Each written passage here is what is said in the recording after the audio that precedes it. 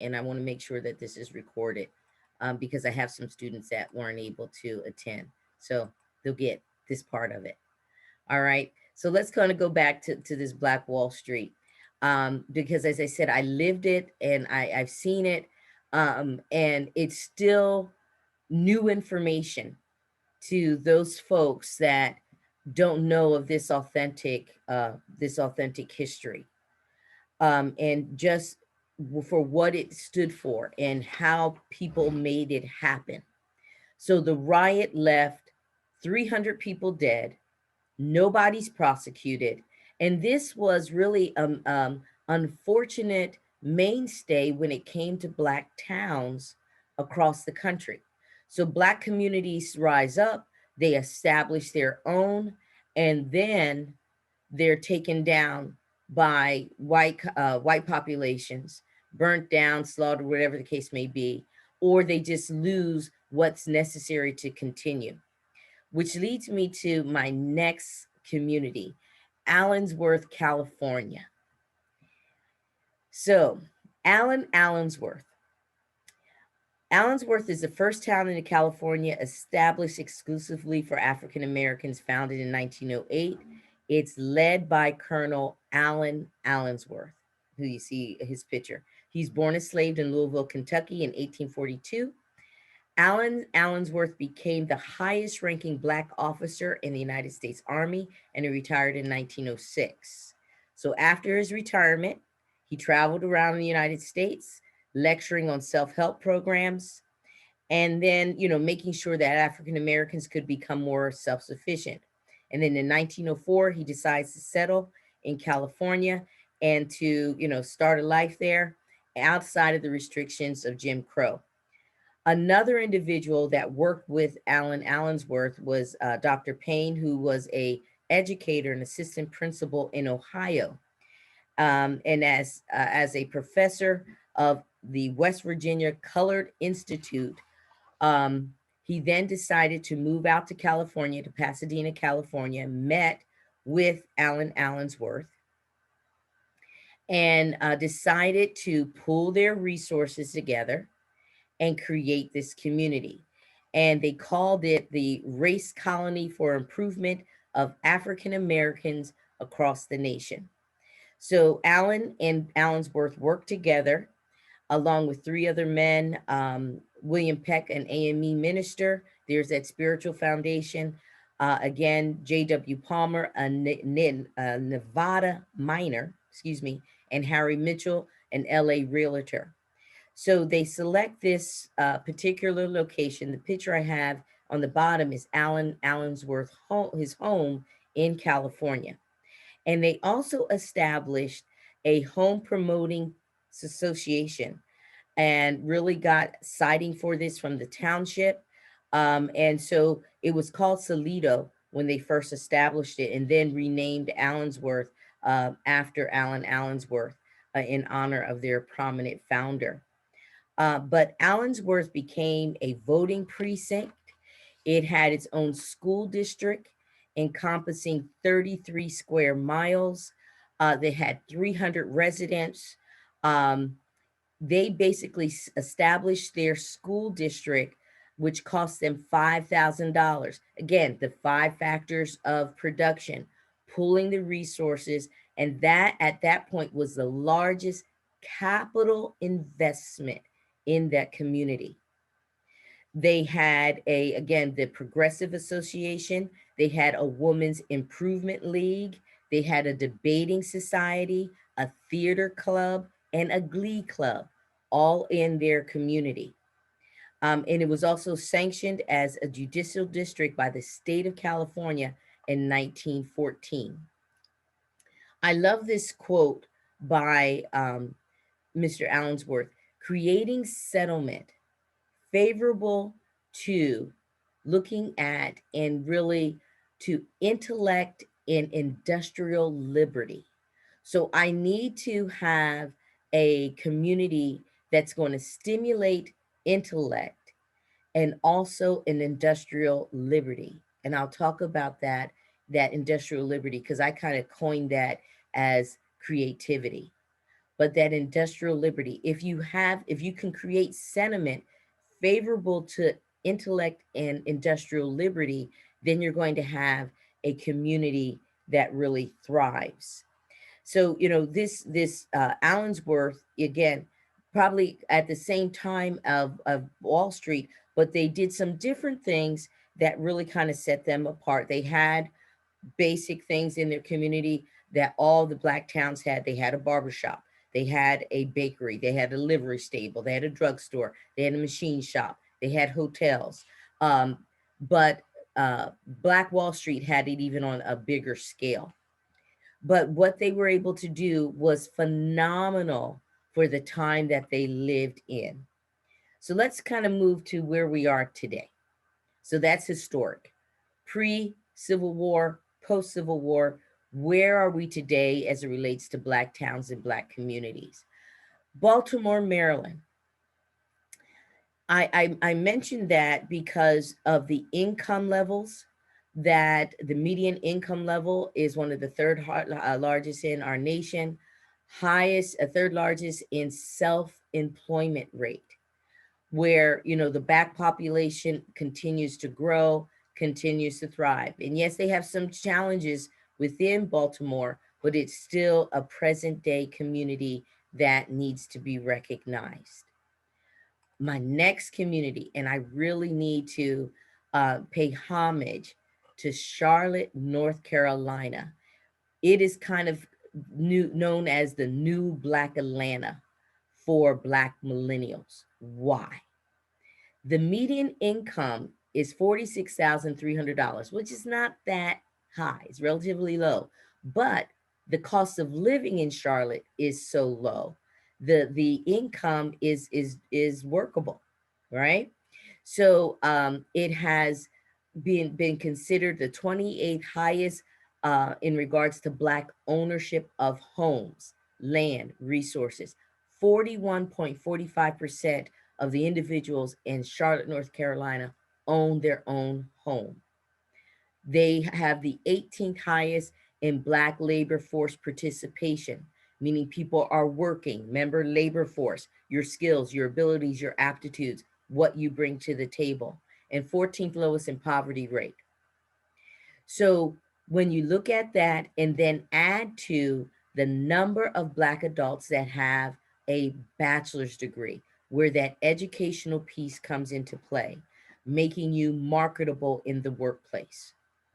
So as I said, it's kind of known as the new Atlanta in what it is in moving forward in regards to a community that houses a lot of African Americans in them doing well. So let's then get to Atlanta, Georgia. I want to really talk about Atlanta by really looking at the early to mid 1970s, because Atlanta and Atlanta's first Black mayor, Mayor Ferguson, did something that set the path for where Atlanta is right now. And what he did in the early 70s is he built an airport in Atlanta like no other airport. It was an airport that was an international hub for airlines. So for many of us, depending on where you travel, if you're flying out of Lehigh Valley International, you might have to fly to Atlanta to get a plane, or internationally, whatever the case may be. But that international Atlanta airport set the pace for not only having a hub of transportation internationally, but it also gave so many Blacks in Atlanta jobs specifically. So they worked and they were able to make income and then move on from there. So now, according to Forbes, 20% of the metro Atlanta area Black working population is self-employed, the highest proportion in the nation. Also added to it, going back to those resources, is home ownership. 44.7% own homes. And that's higher than the national average, which is 41%. So Atlanta, Georgia. history of making Black wealth. Let me start in the lower left-hand corner just to give some acknowledgments for some folks that are doing some things. Cynthia Day, the president and CEO of Citizens Bank Trust Bank in Atlanta. Definitely a mover and shaker, one of many in the Atlanta area. Dr. Tisha, Hammond, and she's, really representative of the millennial generation. But the quote from the research I saw, it says that she put the Black in Black Friday in Atlanta. And her foundational business of the Village Market and the ATL, what it does for businesses overall, and how it is changing the landscape. Then we've got to go to other things happening in Atlanta big time, and that's Tyler Perry. Tyler Perry owns the Tyler Perry Studios, which is one of the largest studios in our country. He bought the land that was previously owned by the Confederate government, for Confederate soldiers. That was land that was built to oppress African Americans. That land is now owned by one Black man, and that's him. And what he's able to do with his studios in Atlanta.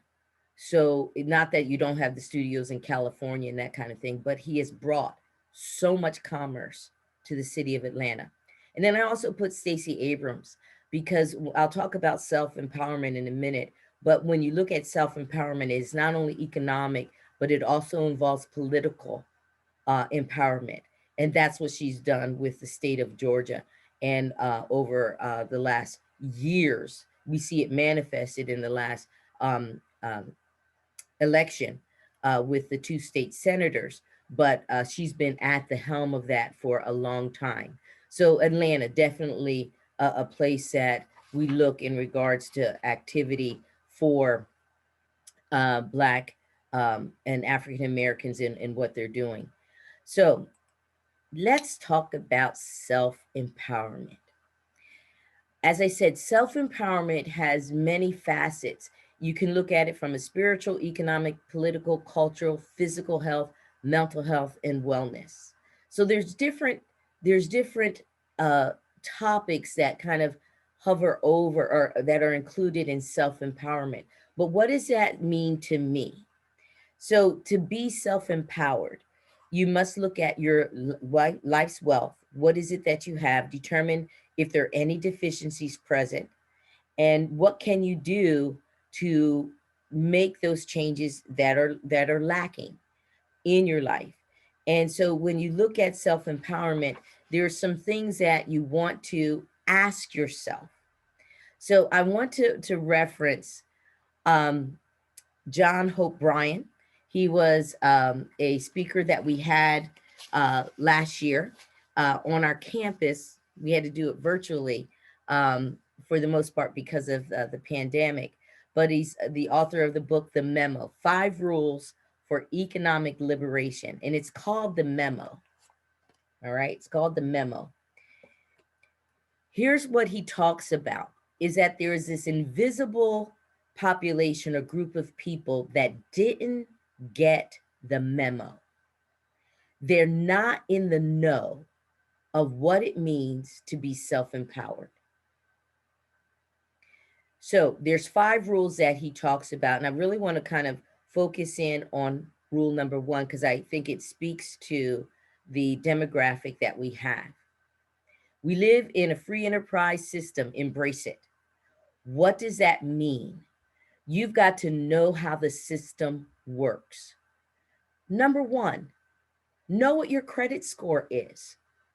It will mean, it is the picture of you in regards to how you handle and are responsible for your finances. It is the framework from which other decisions will or will not be made, or opportunities will not be given to you based upon your credit score. And in these invisible communities, which he refers to, there are places that I want to make sure you are aware never ever to use. Don't ever use a check cashing store. Myself personally, I never use an ATM that has any surcharge. I'm not paying an institution a dollar, $3. I'm not paying them a quarter, a dime of my own money to get my own money. And since we're in quarantine and we're kind of, where everybody's working from home and the TV's on a little bit more, I'm seeing commercials that it kind of infuriates me because I know what it's all about. Where you see someone say, I'm doing so great because I joined this .com and I get my paycheck 2 days earlier than everybody else in the office. And I'm like, don't do that, because it's a .com, which means it's for profit, which means there is a charge for you getting your paycheck 2 days ahead of time. Wait the 2 days and get all of your money. There is nothing for free. But when you don't know, when you are financially illiterate, you will use places like pawn shops. You will use places like check cashing places, even fast food. Take $25. And if you're feeding a family of 3 or 4, $25, you go to a fast food restaurant, that's one meal. Take the same $25, go to the grocery store, buy food, cook it, and you're going to have more than one meal. And avoid those types of places. Try to invest in yourself. So know your credit score. You can go on to annualcreditreports.com. It won't cost you anything. And you can get your annual credit report. Know what's on your credit report. You can get the Sperian code and the Trans Union code. You can get all your FICA score, but know them. Be in the know about what your own financial framework says about you, because it will either open doors for you, or it will close doors for you, or it'll open a door and give you a higher interest rate, higher than anyone else is paying. Number 2, your mind set makes or loses money and wealth. You choose your mindset. What is it that you want to do? The decisions that you make. Rule 3, your relationships are investments. Now, you want to build relationships where you're going to have what he calls kind of high capital people around you. So if there are individuals in your life that are really what we would say not about anything, not going anywhere, those folks are not going to raise your own personal capital. You've got to be around people that are going to push you and that understand what it means to have a relationship that is going to build on you. So it's not just networking or having someone's business card, but really building a relationship that is going to and elevate you as an individual. Rule number 4, don't just get a job, but be entrepreneurial. I'll talk about that in just a second. In econ, there's a term that we call creative destruction, is where you tear down something that's already in existence, but then you build something up and you make it better, you reinvent it. So you have to have a outlook and a focus where you can be entrepreneurial. And then rule number 5 is understanding that you need to have some spiritual capital as your true wealth. Know your own power. And when you look at rules 4 and 5, understand to be entrepreneurial, you're going to work long hours. You're going to be totally invested in it. But I would also say be intrapreneurial. And that means you're working for a company, you're working, you have a job, but know your wealth to that company. What is it that you bring to the table for that company? Build your arsenal of skills. Know your value to the company. And that is a negotiation point. So what I want to do in this next moment, and I know the screen's small, but you can still see it. I want to show a little clip from the movie Social Network. Now, for some of you who've already seen it, maybe you haven't. It's a movie on the development of Facebook and Mark Zuckerberg. And just kind of setting this up. So Mark Zuckerberg is a student at Harvard, and he's working with other students, and two of them are right here on the screen here. And he's, launching Facebook. But the Winklevoss twins, who are real people, said that Mark stole their idea. So this scene, and it's only about 3 minutes long, but this scene talks about, and they're going into the office of the president of Harvard University, and the scene talks about their complaint to the president of Harvard. But there's one phrase in this scene that the president of Harvard University says, which kind of pinpoints what I'm getting at. So let me play this scene. And again, it's short, but listen to the response. He's he's very condescending in the president of Harvard University. But I'm going to really kind of stop it at this one statement that he makes.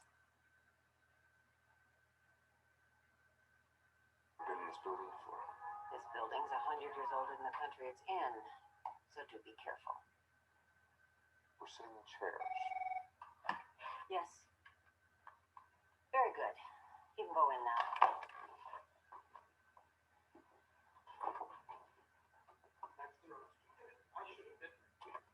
The darkness is the absence of light, and the stupidity in that instance is the absence of me.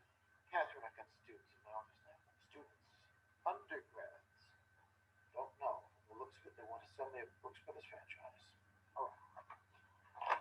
Good morning. Good morning, sir. I'm Cameron Winklevoss, and this is my brother, Tom. And you're here because either of you can answer. Oh, I'm sorry, sir. I thought you were reading the letter. Read the letter. Well, we came up with an idea for a website called Harvard Connection. We've since changed the name to Connect to You.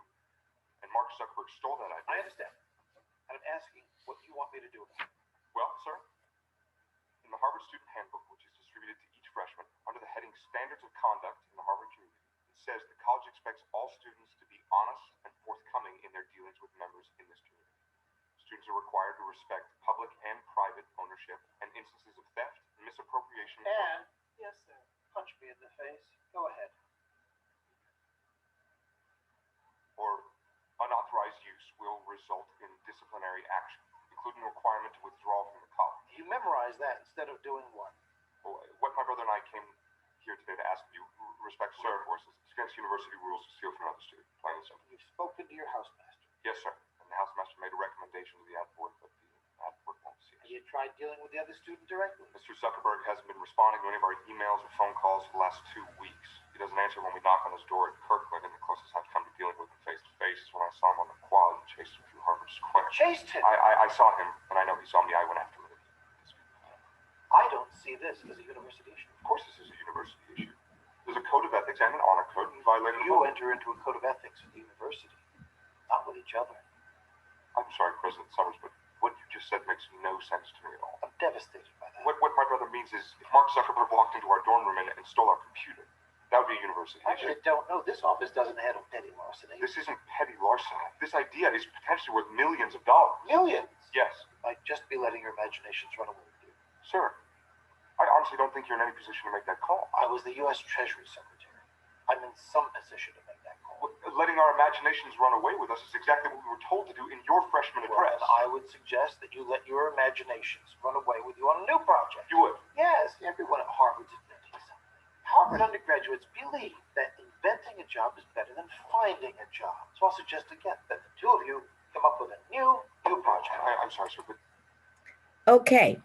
So the key phrase that he said, Harvard students and graduates believe that creating a job is better than getting a job. That's the mindset. How can you create a job and not just get a job? My opinion, that's $1 million phrase in that movie. That's it. That creating jobs is better than getting jobs. So when we think about self-empowerment, we have to understand, and again, speaking to the demographic that I have here today, where you are right now is not where you're going to be forever. And so we have students that are working full time, taking a full load of classes, and I understand that, and it's tough. But there's a difference between being broke and being poor. You might be broke right now, and you might not have a lot going on in regards to finances, and your financial outlook might be look really bleak, your current state right now. But broke is temporary. Poor is a state of mind. That's a state of being. And that's very, very different. So you have to look in regards to what is it that I can bring to the table, even if I don't have it completely all manifested right now. But this, where I am right now is not where I'm going to be. Be teachable without becoming defensive. Get out of your own way. Move past fear. Quiet your mind. Allow yourself to be, to think, to create. Learn the language of money. This is what I say in class. Understand, lottery winners, and we just had like a big lottery a couple weeks ago. Lottery winners typically are broke again within the next 2 to 3 years after winning the lottery. Why? Because they don't understand the use of money. They're not financially literate. Money is a tool to invest, to create wealth. It's not something you just spend. Other things you have to do, again, in this road of life, manage crisis, because they will occur, manage your emotions, and be present. You know, what are you telling yourself? What are you looking forward in that? And where you're at. Like I said, you might be broke now, but that's just temporary. Then I want to look at some of the self-empowerment rules by the late Malcolm X. When he was looking at the Black community and what were some of his tenets of empowerment. Number one, voter registration. Number two, owning and controlling that Black community in regards to the towns and the community itself. Own and operate businesses. Create employment for your own people. Rid the Black community of their own social ills within. All right. So when we look at communities that are low income at times, what do we see besides fast food? We see pawn shops. We see liquor stores. We see these kinds of things that take your money and you're not able to build wealth for total independence. The African-American built buying power in this country is $1.1 trillion of purchasing power. Now, in the Black towns that I talked about before, and what we have and what we understand in regards to an economy, there's something we call a multiplier effect. It's like a pebble in a lake. It makes ripples. So in a community, when you are able to turn that dollar over in your own community, you are able to build that community. Black towns, why they were so prosperous is because they had that multiplier effect. So I'm going to the barbershop, I'm going to the Black-owned bakery, I'm going to the hospital, I'm going to the doctors, and it's all within my community.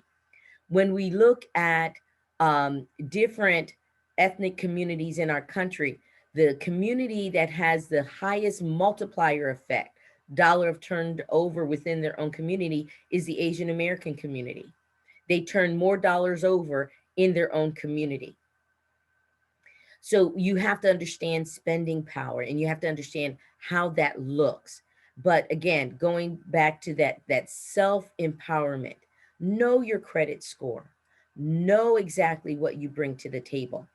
So in the minutes that we have left, what I'd like to do is I want to have you go into breakout groups just for about 5 minutes, because I've been talking. I've been a talking head for the last 40 minutes or so. I want you to, full disclosure in some aspects. Talk about some personal resources that you think you have. How can you engage them for your own self-empowerment? What two resources? So again, this is going to be very random. I'm going to stop the share. And again, we have 26 folks here. And I'm going to put you into breakout rooms, 5 minutes. Talk about your own resources. Let's see. So I probably will do maybe 6 breakout rooms. All right. And then we'll come back together. Talk about your own resources.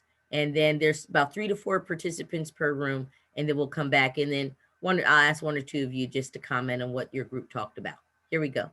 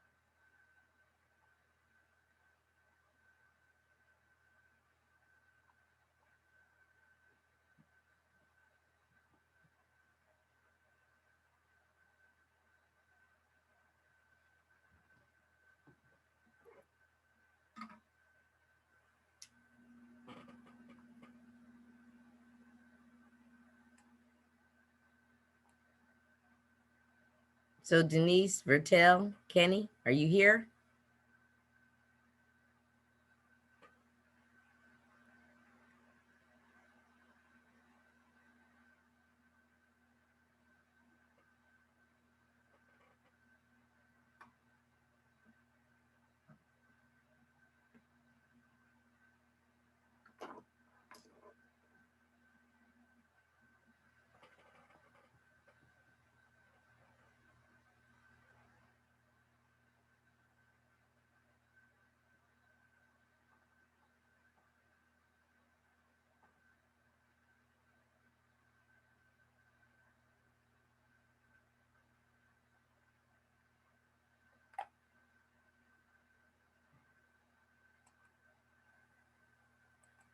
So that optimism that knows that through your hard work, good things will happen is a great trait to have.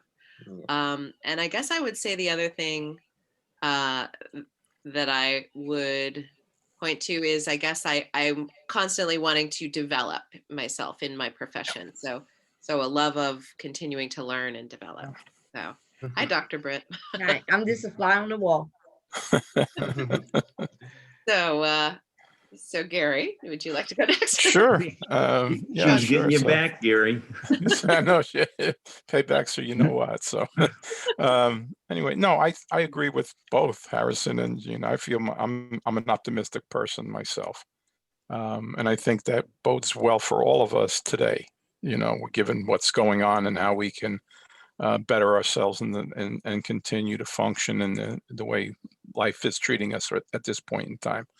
I think anything less than being optimistic is going to cause just more grief and aggro as we go through things. But I also am a learner. I continually, if I go back in my career and my life so far, I continue to grow with each function that I perform, with each day that I am in the community. I love teaching because of that. Because I feel I walk away each day learning something as much from the students as I hope they learn from Stroudsburg, and to get my bachelor's degree. Otherwise, my family has properties back home where I was born in Europe. So when I graduate and get a stable job, I'm going to move back to manage the properties and work also. So that's gonna be my how they call it, a side hustle, my entrepreneurship, and that's about it for me. I'm just a fly on the wall. Hello, Professor. Just I think I'm there's going to one. other groups. Okay, I think there's one more left here, right? To speak up. All right, I'll let you guys go. Okay. That's pretty cool though. These are all local, so. Yeah. I'm a fly on the wall. Go ahead and talk. Oh. How long have you been there? I didn't even notice. Just a second. I'm just kind of going to different groups. Gotcha.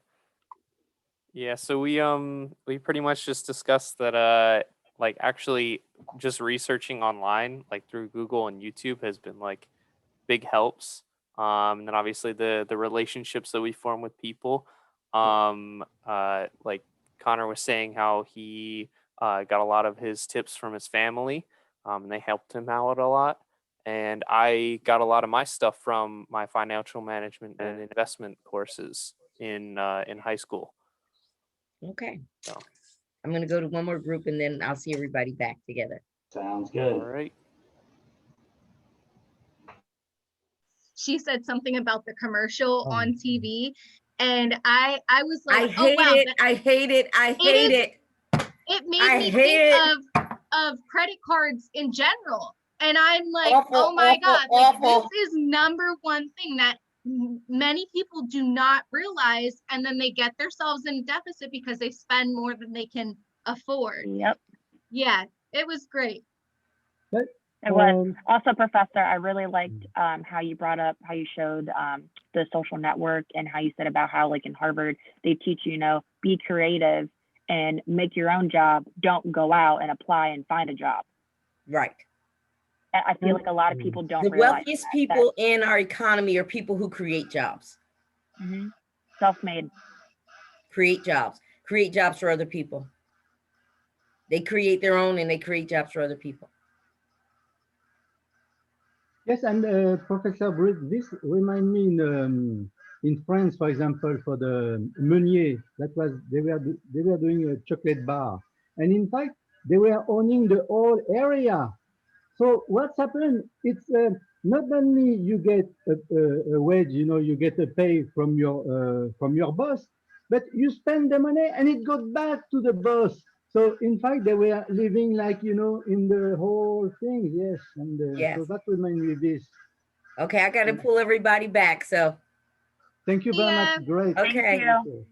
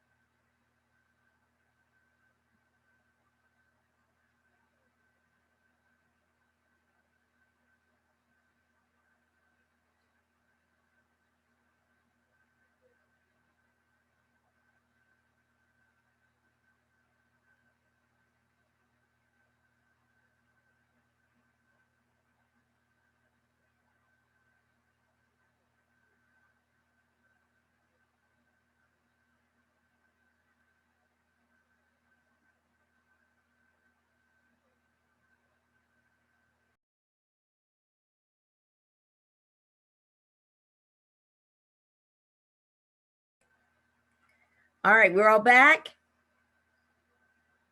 Yep. Okay.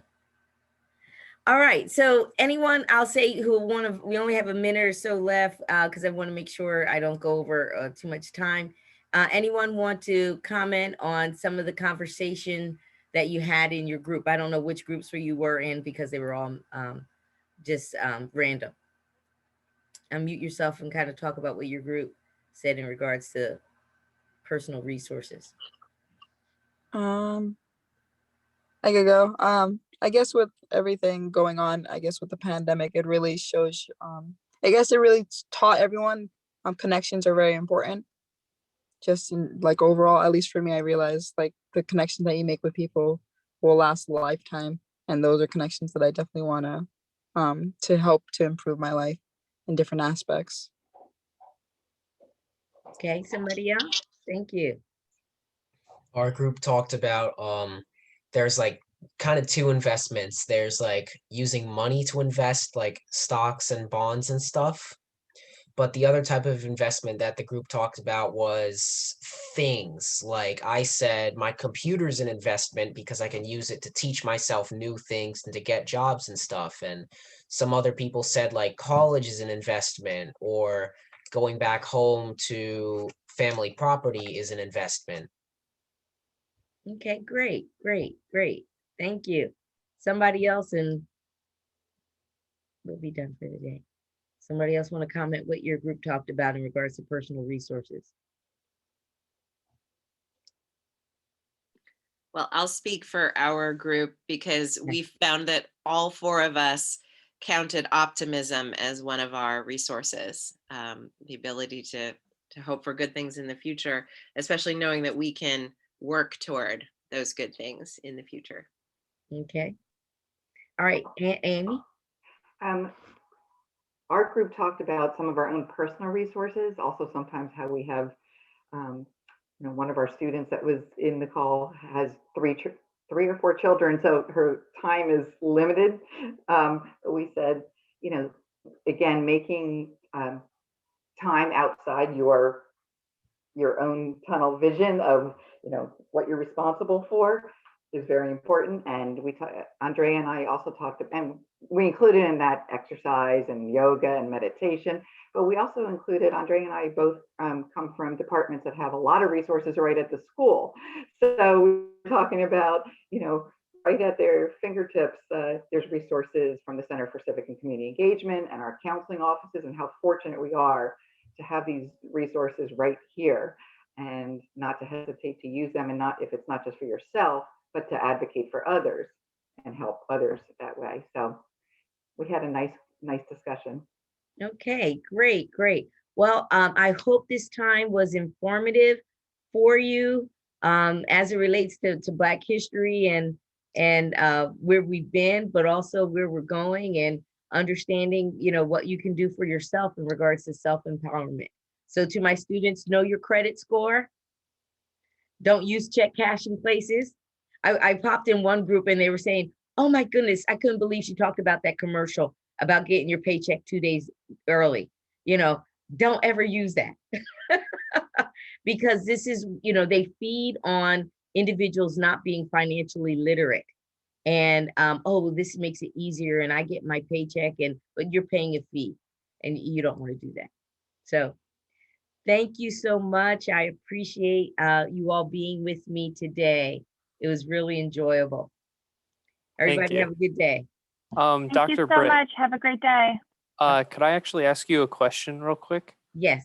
This mostly pertains to the macroeconomics course. Okay, can So I if anyone, stop the recording? yeah.